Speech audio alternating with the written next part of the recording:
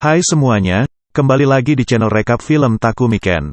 Hari ini kami akan menceritakan film 2015, bertema drama, biografi, keluarga, berjudul Steve Jobs. Film ini mengisahkan perjalanan Steve Jobs bersama Apple Inc. dalam mengembangkan produk andalan mereka, iMac. Sebelum masuk ke ceritanya, duduklah dulu, rileks, dan tetaplah aman. Film ini dibuka dengan keramaian menjelang di launchingnya produk Macintosh pada tahun 1984. Inilah jenis produk personal komputer pertama yang memakai teknologi Graphic User Interface. Dengan komputer ini orang-orang rumahan jadi bisa membuat gambar, dan bisa membantu pekerjaan seperti sekarang. Namun ada masalah beberapa jam sebelum waktu launching, audio yang seharusnya muncul ketika komputer ini dinyalakan ternyata tidak mau menyala. Audio ini muncul hanya mengeluarkan suara hello. Tapi walaupun begitu sudah sangat penting artinya bagi Steve Jobs. Agar audio tersebut bisa berfungsi, Steve akan menunda peluncuran sampai komputernya bisa ngomong hello. Andy Hervet, programmer dari interface itu sudah beberapa kali mencoba membetulkan, tapi masih belum berhasil. Ada satu opsi yang bisa dilakukan, yaitu dengan memeriksa hardware di dalamnya barangkali ada kerusakan. Tapi Andy tidak membawa obeng khususnya. Obeng itu ketinggalan di kantor. Macintosh ini ternyata sebuah komputer dengan closed system, hanya terdapat 2 slot, tidak bisa dibuka sembarangan. Kalaupun mau dibuka harus menggunakan obeng khusus yang hanya dipergunakan untuk komputer Mac. Sebuah hal yang didebat habis-habisan oleh anggota internal itu sendiri, termasuk oleh Joanna Hoffman, tangan kanan Steve Jobs. Pada saat itu di lorong ruang ganti, terlihat seorang ibu dan anak perempuannya yang bernama Lisa, sedang menunggu Steve. Si ibu ini merasa yakin jika Lisa adalah anak kandung Steve, sementara Steve sendiri menyangkalnya. Masalah ini sebelumnya sudah diurus di pengadilan, dan Steve diwajibkan membayar santunan bulanan dalam jumlah tertentu. Meskipun Steve menerima mereka di ruang backstage, namun dengan bicara belak-belakan, Steve mengatakan kepada anak kecil itu bahwa dia bukanlah ayahnya.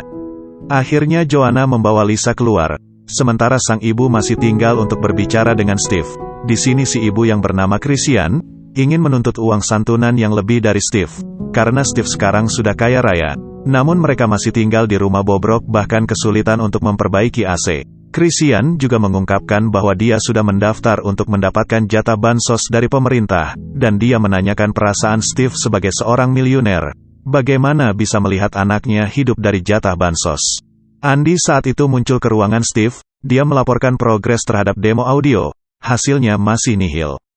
Steve kemudian mengancam bahwa di acara launching nanti dia akan menyebut nama semua orang yang sudah berkontribusi terhadap Macintosh ke hadapan para pemirsa dan wartawan, pembuat logo, pembuat font, pembuat paint, pembuat aplikasi lainnya, dan pembuat audio demo yang gagal. Steve tetap menuntut agar Macintosh bisa berbicara hello saat momen diperkenalkan. Steve masuk kembali ke dalam ruangan untuk menemui Christian dan Lisa. Steve saat itu masih dengan keputusannya hanya akan memberi seperti yang sudah diputuskan oleh pengadilan, yakni $350 per bulan. Namun tiba-tiba dia berubah pikiran ketika dia melihat hasil kerjaan Lisa pada aplikasi Mac Paint dari komputer Macintosh, di mana Lisa bisa membuat gambar abstrak pada komputer bikinan ayahnya tersebut. Steve akhirnya memutuskan untuk membelikan mereka rumah di dekat sekolahnya Lisa, dan akan memberi uang berapapun yang diperlukan oleh Christian. Meskipun Andy belum bisa mengatasi masalah voice demo, tapi ternyata suara itu bisa berfungsi di mesin tipe 512, mesin yang belum diproduksi, dan bukan mesin 256 yang akan diperkenalkan sekarang. Steve tidak mempermasalahkannya, yang penting voice Macintosh harus berfungsi. Namun Joanna masih ngeri, karena mereka melakukan sebuah langkah yang sepertinya kurang etis dan membohongi publik. Namun pada akhirnya dia setuju dengan Steve dan Andy untuk melakukan penipuan kecil itu.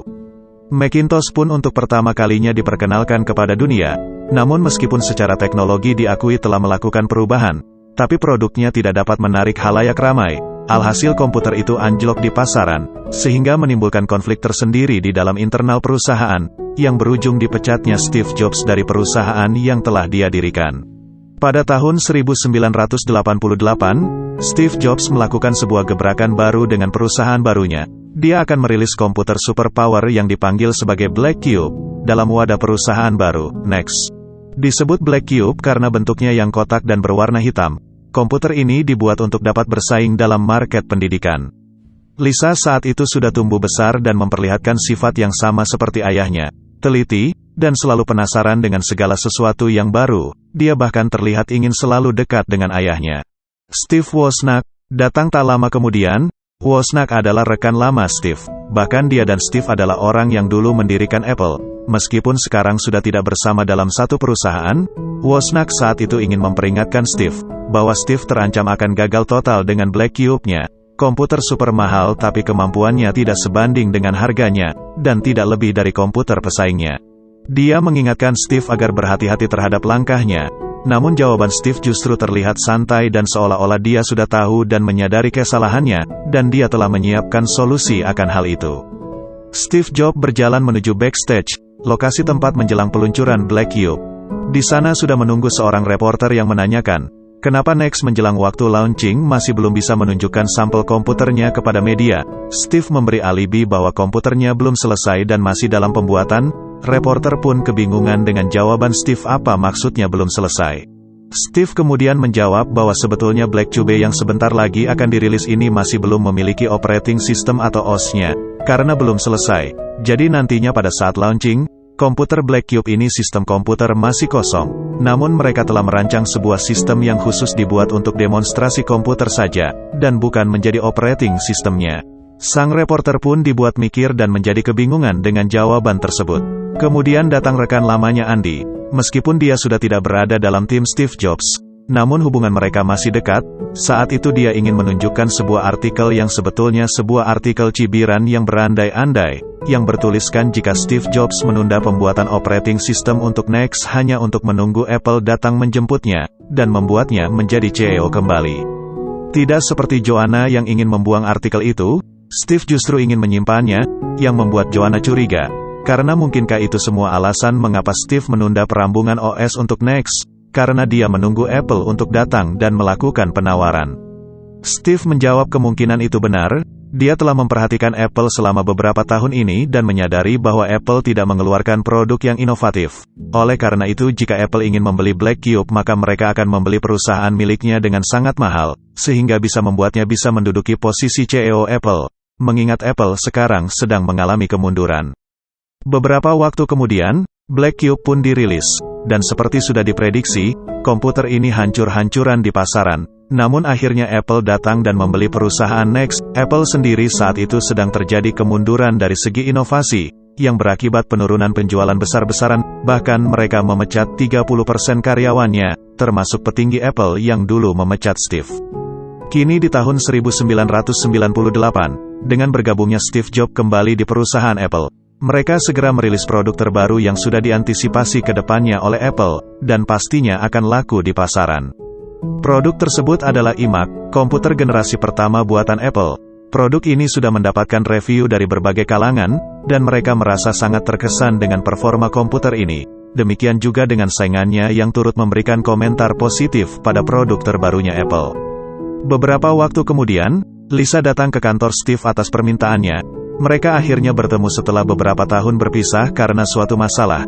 Namun pertemuan mereka tak berlangsung harmonis, karena mereka masih terikat dengan permasalahan masing-masing dan akhirnya bertengkar. Namun yang sebenarnya jadi permasalahan utama bagi Lisa adalah sebuah artikel di majalah Time Tempo lalu. Dalam sebuah wawancara Steve pernah mengatakan bahwa Lisa bukan anaknya. Lisa mengerti bahwa ibunya memang dianggap terganggu. Meski begitu dia tidak mengerti mengapa Steve bisa menjadi ayah yang buruk. Itulah mengapa dia tidak pernah terkesan dengan semua pencapaian Steve. Setelah itu Lisa memilih pergi dari tempat tersebut menuju rooftop. Namun Steve tak menyerah. Dia kemudian mengejarnya dan mengatakan sebuah pengakuan, bahwa dulu komputer Lisa dinamakan berdasarkan nama anaknya.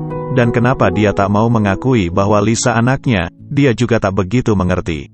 Steve akhirnya menurunkan egoismenya dan meminta maaf atas semua kesalahan yang pernah dia lakukan. Lisa pun memaafkannya dan setelah berdamai, Steve mengajak Lisa untuk menyaksikan launching dari produk iMac dan begitulah film berakhir. Dari film ini kita bisa belajar untuk memiliki pendirian dalam berinovasi. Jangan pernah menyerah pada suatu permasalahan, dan jangan putus asa pada suatu kegagalan. Terima kasih sudah menonton, dan sampai jumpa besok.